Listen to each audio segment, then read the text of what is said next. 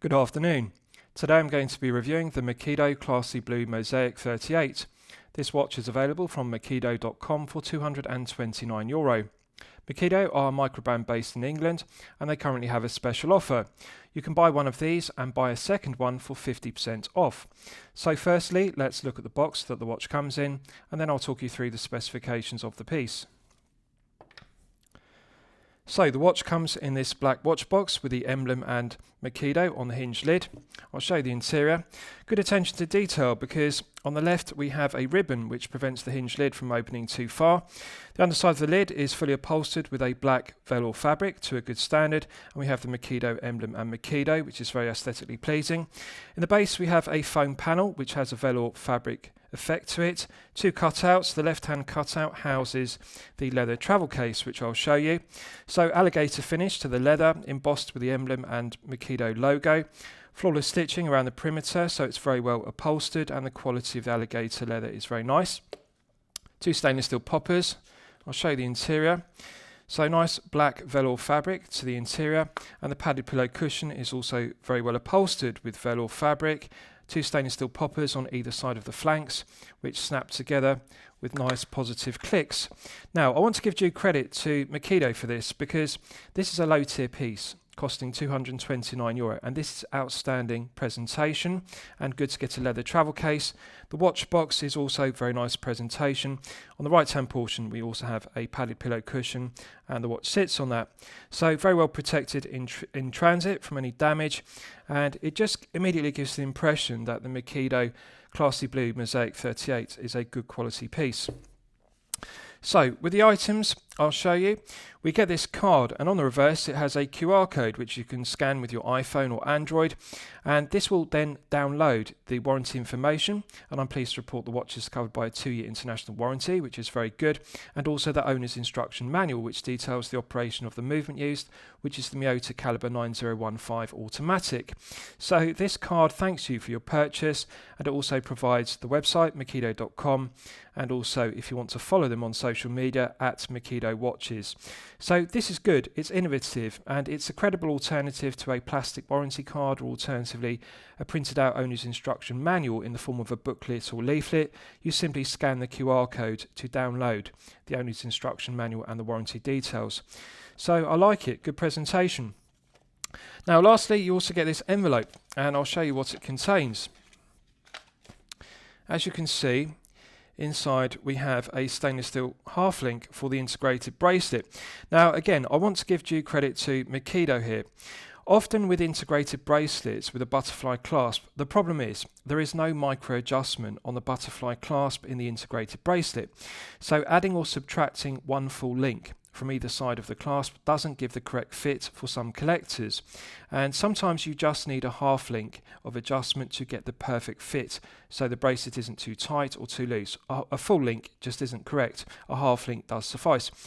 And Makydo have thought this through very well, and they have included a half link for the integrated bracelet, and the other benefit of that is when you are removing full links from the left and the right hand side, the 6 o'clock side and the 12 o'clock side of the integrated bracelet, you can get the hidden clasp, the butterfly clasp, perfectly central on the wrist by putting a half link either on the right or the left side of it, and that will move the hidden clasp to the center of your wrist. So I really think they deserve credit for this, because often low tier brands that produce integrated bracelet pieces do not think this through. They only have half links and the collectors can't get the fits correct, but with this you can get it correct due to the half link.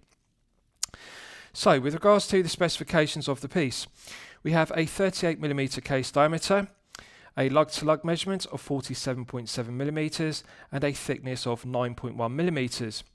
The integrated bracelet tapers from 22.8mm at the widest point of the bracelet links down to 18mm at the hidden butterfly clasp. The hidden butterfly clasp is signed to a good standard with the Makydo emblem engraved and very aesthetically pleasing. Very low profile clasp, and it is very comfortable against the wrist as a result, and I like the hidden clasp. They've made the correct decision by not using a bulky micro adjustment clasp on this integrated bracelet. So we have a flat sapphire crystal with blue tinted AR coating on the underside, and the blue tinted AR coating does an outstanding job of reducing the glare and the highly reflective nature of the silver mirror polished applied indices and the silver mirror polished handset. The baton handset is correctly proportioned. The length of the hands is correct because the second hand extends all the way to the white minute ticks on the chapter ring. The minute hand extends to the indices, and the hour hand is also correctly proportioned. Quality of the printing on the dial is excellent. The Makydo emblem, Makydo and automatic are very high definition. Nice fine font to the Makydo logo and also the emblem, and also automatic is nice and crisp. It's not blurry and it's not thick text. It's nice and fine. The white minute ticks contrast very well on the chapter ring with the sunburst finish to the dial, which is mosaic finished. Now the dial is absolutely gorgeous on this piece, and they've made the correct decision by using blue tinted AR coating. I'm often critical in my reviews of brands using blue tinted AR coating on coloured dials. I think clear AR coating works best with a majority of dial colours including black. But when one has a blue dial, blue tinted AR coating is the correct choice because the blue hue complements the blue sunburst dial rather than detracting from it. And it does work very well because the stick indices are mirror polished to a good standard, as are the baton hands, and they contrast very well with the dark navy blue mosaic dial.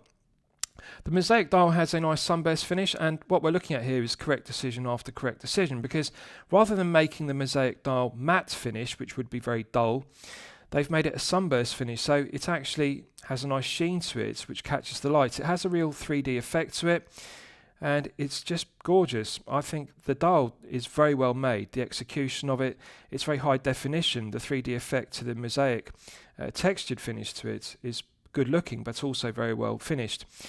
Now if you look at the date complication at 3 o'clock, it's also correctly proportioned. One can clearly read the 9 Arabic numeral on the white date wheel with black Arabic numerals. So the proportions of the date wheel is good, and also the positioning of the Arabic numerals is central. It's not too far to the left or too far to the right. So they've got the proportion of the date window and also the alignment of the Arabic numerals on the date wheel correct.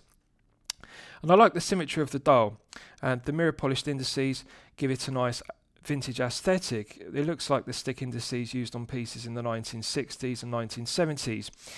Now, with regards to the bezel, it's solid 316L grade stainless steel, longitudinal brush satin finishing to the top, which complements the longitudinal brush satin finishing to the tops of the lugs and the angular profile. But if you look at the edge of the bezel, you can see it is mirror polished to a flawless standard, and that adds interest to it. It's very aesthetically pleasing, but the mirror polished chamfered to it is also very well finished because there's no sharp edge to the top edge of the bezel. The flat sapphire crystal is the correct choice because it reduces the thickness of this piece, and as I've detailed, we're looking at correct decision after correct decision because this piece is only 9.1mm thick. 9.1 thick is the kind of thickness one would expect with a manual wind or alternatively quartz powered piece, but this is an automatic, and they deserve credit for using the 9015 rather than the NH35A because that is a slimmer movement, and therefore they've been able to reduce the thickness of this piece down to 9.1 as a result. The other thing I really like about this piece, above all else, is the thin rehort. Just look how low profile the brush satin finish rehort is beneath the dial, beneath the sapphire crystal. Had they used a boxed top hat crystal or a double dome sapphire crystal, that would have added 1 to 2 millimeters of thickness to the head of the piece. But by using a flat sapphire crystal, it is only 9.1. And the benefit of the 9015 is it has a low cannon pinion stack height for the handset rather than the NH35A. And if they'd used the NH35A, this would have a deep rehort, and the dial would be sunk too deep in the head of the piece away from the underside of the sapphire crystal. The benefit of having a slim rehort is the dial sits very close to the underside of the sapphire crystal, and that improves the legibility, the clarity, as you can see. You can easily read the dial. The stick indices and the handset are very close to the underside of the sapphire crystal. So legibility is outstanding, and it's also very aesthetically pleasing to see a slim rehort rather than a deep rehort as used on an NH35A piece. So with regards to the finishing to the head of the piece, the case is solid 316L grade stainless steel, longitudinal brush satin finishing to the flanks, which has a nice fine grained finish to it. And I like to see that they've used screw bars rather than conventional spring bars to secure the integrated bracelet to the head of the piece. This is more expensive, and it's good that they haven't used any cost-cutting measures. They could have used the cost-cutting measure of spring bars. Screw bars are more expensive, but it's higher quality and of course better tolerances. Angular profile to the lugs, and very well deburred. No sharp edges, doesn't have sharp corners to it. And one thing I really like is the large angular bevel which they've machined to both edges of the flanks, because that marks the transition between the tops of the lugs and the flanks, which are brushed satin finish. The mirror polished bevels are finished very well. Nice polishing, but also no sharp edges to the corners and the points, and the tips of the lugs are deburred very well. On the crown side, there's also a beautiful lustre to the flanks of the angular case, which is very aesthetically pleasing. The brushed satin finishing is very fine grain, and it's just a very well finished head of the piece, which is very aesthetically pleasing. So let's look at the bracelet. Integrated bracelet tapers from 22.8 down to 18. Beautiful lustre to the brushed satin finishing. I love the way it catches the light, and it also contrasts very well with the mirror polished bevels, which are machined to each of the links individually. Mirror polishing is done very well. No sharp edges to the top side, underside or flanks, so they've deburred every facet of the integrated links in this bracelet to perfection. Each of the links doesn't have sharp corners to it. It doesn't pull arm hair. It doesn't rattle. There's no excessive play, longitudinal, lateral, side-to-side play. And that's the benefit of using screw pins rather than push pins. And again, they deserve credit at this price point by not taking the cost-cutting measure of using push pins in the integrated bracelet. It has screw pins throughout. So nice smooth articulation, no stiff links, doesn't pull arm hair, doesn't have any sharp edges to the links, and the flanks are deburred to a very good standard. I'll just check the other side for comparison. Nice smooth articulation, and I love the lustre of the brushed satin finish to the 316L grade stainless steel. Just absolutely gorgeous the way it catches the light, and the mirror polishing to the bevels is also done very well. They also catch the light very well. Very nice finishing to the H-links, as you can see. Just gorgeous. Now, with regards to the integrated bracelet where it meets the head of the piece, articulates smoothly. There's plenty of articulation. Now, they've got this correct. Often with integrated bracelets, the end link, which meets the integrated lugs, is stiff, and they don't allow for a lot of pivoting like a female pivoted end link, and therefore there's always a gap underneath the integrated end link. But this one actually articulates very well for an integrated bracelet. Doesn't feel stiff, doesn't kink, no lateral side-to-side play, doesn't have excessive longitudinal play or up and down play. The tolerances of these screw bars going through the centre link in the H-link integrated bracelet are very good. I'll just check the other side for comparison. Again, nice articulation, feels smooth, doesn't feel stiff, doesn't have excessive longitudinal, lateral, up or down play, but articulates smoothly. So this is a very well executed integrated bracelet, and the benefit of using screw bars rather than spring bars is that they can get a nice tight fit of the bracelet to the head of the piece, and of course this is more expensive, but it's a better method. Using screw bars is superior to using spring bars. Doesn't rattle, doesn't have excessive play, but articulates smoothly. So an example to other brands in the low tier at this price point of how to get it correct. Right, so let's look at the clasp in detail. So signed to a good standard, it's a hidden butterfly clasp. So there are no triggers. There are no spring-loaded triggers on either side of the flanks. Now, this is the one negative of the piece. I would like to see Makydo machine a scallop or a recess just underneath the top of the clasp, as you can see, where you have the Makydo emblem engraved. And that would make it easy to get an index finger nail underneath it to open it up, because it's difficult to get a purchase underneath the edge of it, because it's deburred and chamfered to a very good, or deburred and beveled to a very good standard, so there's no sharp edges to it, so that's the positive. But the problem is it's actually difficult to get a fingernail underneath it. So in order to open it, you have to grip the link either side with an index finger and thumb like so, and then pull it open, which I'll do, as you can see. Now this butterfly clasp is handed, so you have to open the right hand portion first and then the left hand portion. Both halves of it open easily, so it does work very well. And when you're closing it, it's also handed, so you have to close the left hand portion first, nice positive click, and then the right hand portion overlaps it, as you can see, with a nice positive click. So it does open and close very well. It's not going to accidentally come loose, but in order to open it, the easiest way is to grip it with your index finger and thumb on the flanks, and then it pulls open with a nice click, and then you do the same with the left hand portion. But if they just here machined a recess or a scallop underneath the part that overlaps, that would just make it easier to get a index finger nail underneath it to flick it up. So with regards to the finishing, longitudinal brush satin finishing to the top side, underside and flanks.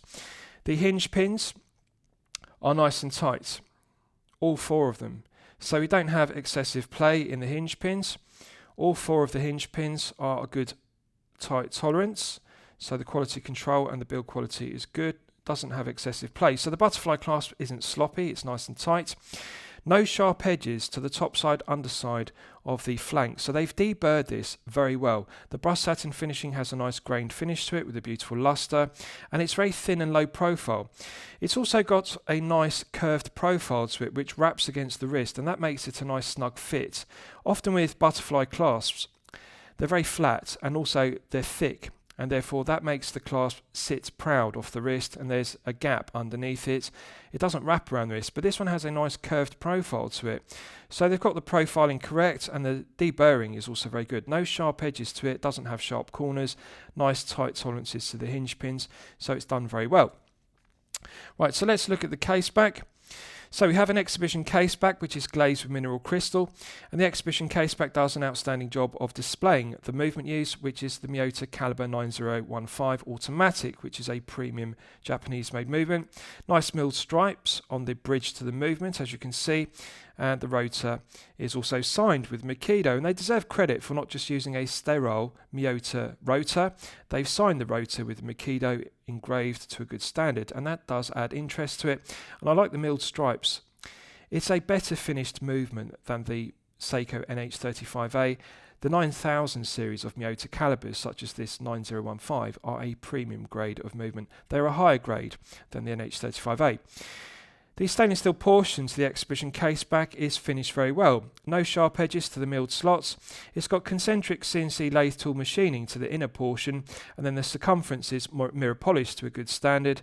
Now the thing I like about it is, just look how low profile the exhibition Caseback is. It's incredibly flat. It's not a bubble back Caseback. So again, we're looking at correct decision after correct decision, because the benefit of using a very low profile flat exhibition Caseback rather than a bubble back profile is that this sits very snug to the wrist at only 9.1 millimeters, and as I've said, this is the kind of thickness one expects with a manual wind piece or a quartz powered piece, not an automatic with a rotor, because usually a rotor needs adequate clearance and therefore one needs a bubble back exhibition Caseback. So they've done a very good job of this, because the mineral crystal sits very close to the rotor with minimal clearance. So the tolerances of this piece are outstanding. And the benefit of using a exhibition Caseback is it's very smooth and flat, so it's very comfortable against the wrist. The engraving around the circumference is very well done. It doesn't have any sharp edges to the engraving, and it says designed in England, because of course Makydo watches are an English micro brand, and we also have the specification. Now this only provides 50 meters of hermetic seal. Now one could be critical and say, well, 100 meters would be better, but they've made the correct decision, because by having it only 50 meters rather than 100, they've been able to slim down the thickness of the mineral crystal and the thickness of the Caseback. Had they made it 100 meters, the Caseback would have had to be 1 millimeter thicker, and that would have increased the thickness of this piece from 9.1 to 10.1 and reduced the wearability of it, the comfort level, the feel-good factor of it being so low profile. So I think they've done the right thing. They've made the correct decision by making it flat and thin, using a thinner mineral crystal, and the Caseback can therefore be flat rather than bubble back, and it still provides 50 meters of hermetic seal, which is perfectly acceptable for a daily wear piece. Finishing is good, and I like to see the milled stripes of the 9015, and also like to see the signed rotor. It's good. Right, so let's test the push-pull crown execution. So, hexagon profile, to the crown. Now, I'm pleased to see they haven't used a crown which is too large. Often with low-tier brands, they often make the crowns too large on daily wear or dress wear pieces. This is not a dive piece, so one doesn't need a large coin edge finished or knurled crown. A daily wear piece should have a low profile crown on it which doesn't project too far from the right hand flank and dig into the back of the hand when you flex the wrist. So the hexagon profile means it's grippy and tactile, no sharp corners to it. It's got a nice bevel machined to every facet of the hex, and also they deserve credit because it's not a sterile hex crown. They've engraved the Makydo emblem to a high standard with high definition engraving, which is good, no cost cutting measures whatsoever. Now, the benefit of this being a push-pull crown rather than a screw-down crown is you don't have to pull out the crown to manually wind it. In the closed position, which provides 50 metres of hermetic seal, you can manually wind the calibre 9015 automatic to its maximum 42-hour power reserve. Feels nice and smooth. One can gradually feel the tension in the mainspring building up. Feels stiffer than an NH35A, but I like it. I like the smooth, firm resistance to it. One can feel it's a premium grade of Miyota calibre. The 9000 series really are a level above the NH35A. Nice and smooth. So pulling it out to the first click position is the quick set date complication. So if you look closely at the date window, you can see the quick set complication clicks over with a nice positive click. Now it does feel lighter than an NH35A, which has a heavier, more solid click to it, which I actually like. The 9015 has a lighter click, but it does take some getting used to if you're used to the NH35A because it's a more delicate, more lighter click, but it does have positive indexing. And as I've detailed, the alignment of the Arabic numerals is perfect. They're not too far to the left or too far to the right, and the proportion, the size of the font is good, the legibility is good. And that's the benefit of this textured dial not being too thick. Often with micro brands and low tier pieces, they make these textured dials, such as this Mosaic dial, far too thick, and that creates a permanent shadow around the date window because the date wheel is permanently in the shadow of having a deep dial. But the benefit of this having a low profile rehorse means the dial sits close to the underside of the sapphire crystal, and therefore the date window sits closer to the sapphire crystal. The legibility is better. We don't have a deep shadow around the edge of the framing. So clicks over very well, legibility is good. Let's pull it out to the time setting position. So the 9015 has hacking. I've now hacked the movement. If you look at the second hand, you can see it's possible to set the time precisely to the second. Nice light resistance to the 9015. Very low friction.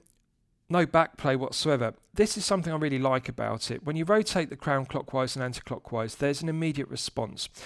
You don't have to wait to take up the slack in the gearing. So when I rotate the crown clockwise or anti-clockwise, you can see the minute hand immediately moves. It immediately responds with minimal backplay. So it's a nice tight movement. The gearing is good. So it feels smooth. I like setting the time on the 9015. Pushing it back in, it's got a nice positive click, and that restarts the movement. Something else I like about it, and Makydo have made the correct decision here, they could have used the NH35A to cut production costs. But that has a 3 Hz sweep because it runs at 21,600 vibrations per hour. The problem with a 3 Hz sweep is the second-hand judders or stutters around the dial. With the 9015, which is a higher grade of movement, it runs at 28,800 vibrations per hour, so it has a 4 Hz frequency. And the 4 Hz sweep is far smoother. So an NH35A would have a second hand that stutters or judders around the dial, but the 9015 has a smooth 4 Hz sweep to it, and that is far more pleasant to look at.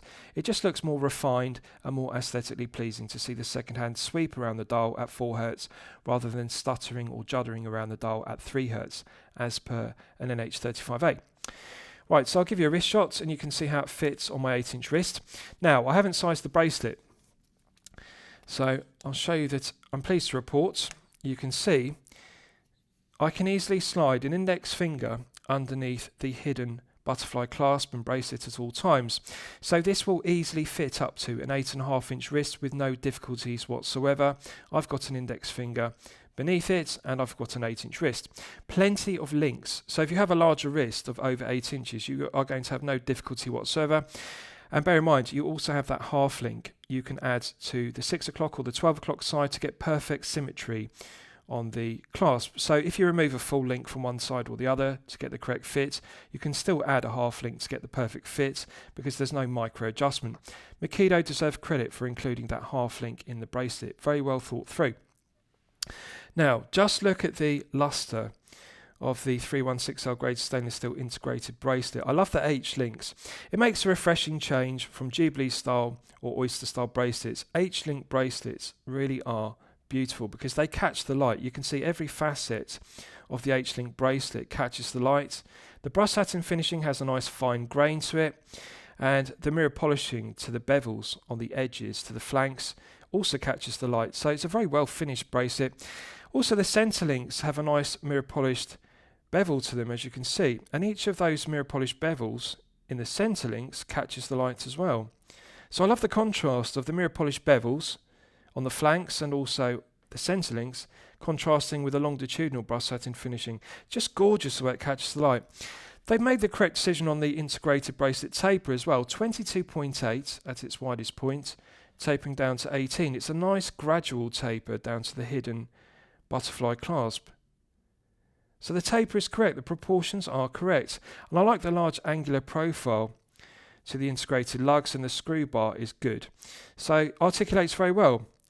No stiff links in it, looks good, feels good, doesn't pull arm hair, doesn't scratch the wrist because there's no sharp edges to the flanks. The links are a nice tight fit. So it's very aesthetically pleasing. Now, as I've detailed, my favourite aspect is the low profile rehaut, but I also like this is a very thin piece. This is one of the thinnest Miyota 9015 pieces I have reviewed on my channel. 9.1 is exceptional. And yes, it's only 50 meters of water resistance, but bear in mind, we're looking at a daily wear piece or a dress piece. This isn't a dive piece, so it doesn't need 100 meters and a screw down crown. 50 meters is perfectly acceptable for a daily wear or a dress piece. The benefit is the flat sapphire crystal is thin as a result, and also the exhibition caseback is thin. 9.1 means it's very low profile. Needless to say, this will easily slip underneath a shirt cuff if you wear business shirts. Anything below 13 millimeters easily slips underneath a shirt cuff. At 9.1, this is very low profile. In terms of feel-good factor, this is outstanding. The bracelet looks beautiful. The head of the piece also looks beautiful. The finishing is lovely. I love the brush satin finishing contrasting with the mirror polishing to the bezel and also the bezels, the bevels on the links. So it's just gorgeous finishing. And also the flat sapphire crystal has a nice lip. If you look at the edge of it, you can see the way it catches the light because it has a bevel on the edge of it. It's just absolutely gorgeous. Blue AR coating works very well. The baton hands and the stick indices contrast very well with the sunburst finish to the Mosaic dial, which is textured. So legibility is good, feel good factor is good. In terms of comfort level, it's also very good because it's only 137 grams with all the links in the integrated bracelet. Now bear in mind, it is a very long bracelet which will fit up to an 8.5 inch wrist, so you're going to be removing several links from this if you have a 7 to 8 inch wrist. 137 really is very good for a 38mm head of the piece. Anything below 150 grams is the sweet spot for comfort if you're going to be wearing it for 8 to 12 hours per day. So just a gorgeous looking piece from every angle. Comfortable, feels very well balanced. The bracelet balances the head of the piece very well. It doesn't feel like a top heavy piece because it's not tall. And there's a minimal gap beneath the integrated lugs, so they've got the profiles of the case very well. So they deserve credit because it's a good looking piece but also a comfortable piece and very well balanced piece. Right, so let's do a Lume test and we'll see how the Lume performs when it's charged up to the absolute maximum. So as always, I'm going to use my 100 UV LED torch to charge it up to the absolute peak. Now this uses BGW9 Super Lume Nova, but they've only lumed the baton hands, they haven't lumed the stick indices, and I think they've made the correct decision with that because this is a daily wear piece or a dress piece. One doesn't need to have lume on the stick indices. Right, so that's now fully charged, and as you can see, it has not disappointed. We're clearly looking at 5 to 6 layers on the baton hands. Now bear in mind, the baton hands are slender in profile. They don't allow for a large plot or a large area of BGW9 Super Lume Nova to be applied as per Mercedes hands or snowflake hands, for example, used on a dive piece. So for a daily wear or a dress piece, this is acceptable. Now, the proportions of the handset is good. You can clearly differentiate between the baton minute hand and the baton hour hand because you can see more lume and a longer minute hand. So you can clearly tell which is the minute hand, which is the hour hand in the dark. And I think they've made the correct decision by not applying BGW9 to this stick indices, because that would spoil the aesthetic of this being a daily wear piece or a dress piece. The stick indices give it a nice vintage aesthetic, and this does look like a 1960s or 1970s Gerald Genter designed piece, like the Patek Philippe Nautilus or the Audemars Piguet Royal Oak. That is the kind of style we're looking at, a 1960s or 1970s Genter style piece. So I like the stick indices and also like the baton hands, and I think lume on the handset is correct. Lume on the indices would spoil it because the stick indices really do look nice in the mirror polished finishing. So as you can see, 5 to 6 layers, it's not fading whatsoever. The exciter is glowing brightly and it will continue to glow for a good length of time without fading. And I'm pleased to see no cost cutting with regards to, they could have applied 3 to 4 layers to cut production costs, because this is a low tier piece costing €229. Usually one would expect to see some evidence of cost cutting, but this is very good quality. Right, so let's discuss the movement used, because it's one of my favourite aspects of the piece. Now, you'll all be familiar with the Makydo Caliber 9015. It's one of my favourite movements. The Makydo 9000 series of movements are premium grade. They're a level above the 8215 and the 8315 respectively. The benefit of the 9000 series is they run at 4 Hz. 28,800 vibrations per hour, so as I've detailed, one gets a nice smooth sweep to the second hand rather than the stutter or judder of a 3 Hz movement like the NH35A. It has hand winding and hacking, which is used for complications, and also a quick set date complication, which is good. 42-hour power reserve is excellent, and the stated accuracy is -10 to +30 seconds per day, so rather wide accuracy range. However, I'm pleased to report that Makydo are doing a very good job of regulating the 9015 they're using. This one is running consistently at +6 seconds per day, which is actually chronometer grade accuracy. -4 to +6 is chronometer accuracy. +6 is well within the -10 to +30 seconds per day stated accuracy. So +6 is very accurate. There are no negatives to the 9015 whatsoever. It's a low profile movement, so this piece is very thin as a result. It's only 9.1mm thick. Hand winding and hacking are good. It's a pleasure to manually wind. And it's one of my favourite Makydo calibers. The 9015 is good in terms of build quality, materials, quality control and reliability. So it's a well-proven movement because it's been in service since 2009 and it's made in Japan.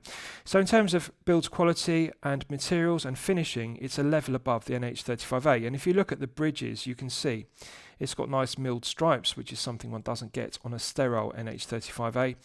So it's a higher grade of movement than the NH35A. And the correct choice for this piece with a date complication. They deserve credit here because Makydo could have cut the production cost of this piece using the NH35A. The 9015 is a more expensive movement. It's a premium grade. And it's still only €229, which is impressive. And I really like that the exhibition caseback shows it off, but the crystal is not too thick. So good that they've signed the rotor. And I like it. I think it is the correct choice. So lastly, I'll summarise the piece. What do I think of it overall? Well, when I'm considering reviewing a watch on my channel, the watch meets 2 criteria. It should be both excellent quality and excellent value at the respective price point. So this is a low tier piece. The price point is €229. Yes, it is unquestionably excellent quality, and yes, it is unquestionably excellent value at €229. There's only one negative to it, which needs refinement, and that is the hidden clasp. I would like to see a recess or a scallop machined beneath the hidden clasp, and that would mean one can get a fingernail underneath it to flick it up. But other than that, there are no negatives to this piece whatsoever. The quality of the finishing, the build quality, the specification, the quality control are all outstanding. Specification is strong because we've got the AR coating works very well. BGW9 on the baton hands works well. The 9015 is a premium movement, and the quality of the dial execution, the Mosaic textured dial with the sunburst finish, is very well finished. Very comfortable piece to wear. Bracelet and head of the piece, no sharp edges, doesn't pull arm hair. So Makydo deserve credit because they've got correct decision after correct decision, and the presentation in the box with the leather travel case in alligator finish is also good presentation. I also like, above all else, they've included the half link, and this is something that so many micro brands and low tier brands do not do with an integrated bracelet. To get the correct fit, a half link is needed. So they've thought everything through. I'm going to declare this a champagne watch for lemonade money, and I'm going to highly recommend it to you for consideration. I hope you've enjoyed my review of the Makydo Classy Blue Mosaic 38. Please feel free to post your own comments below the video. Thank you for watching.